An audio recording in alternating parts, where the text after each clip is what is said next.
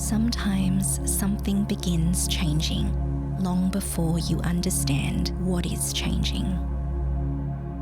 You feel it in the way you relate to your life, in the questions you find yourself carrying, in the things that no longer feel quite the same.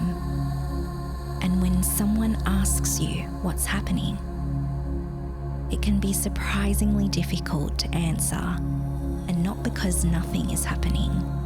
Sometimes it's because so much is happening beneath the surface that language just hasn't caught up. Your life may look largely the same from the outside. You may still move through similar routines, still speak with the same people, still wake up to the same surroundings, yet something feels different. And when you try to explain it, the words never seem quite large enough for what you're experiencing. You know something is shifting, or perhaps you sense that it is, yet the shape of it remains difficult to see. How do you explain that your life looks largely the same, yet feels different from the inside? How do you explain that things which once felt familiar no longer fit in quite the same way? How do you explain that something is changing when you can't clearly articulate what that something is? Grief also lives here, not always attached to something obvious. Sometimes it's grief for a version of yourself that once felt familiar, the version that felt certain, that knew what came next, that could explain where life was heading.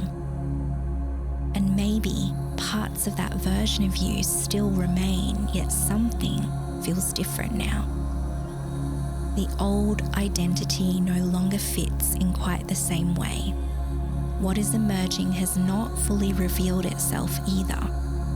And maybe that's where much of the disorientation lives. Not in the ending, not in the beginning, but in the space between. I don't know what may be changing within you, and I don't know what questions you may be carrying right now, or what feels uncertain. But perhaps you have felt the loneliness of carrying something you cannot yet explain.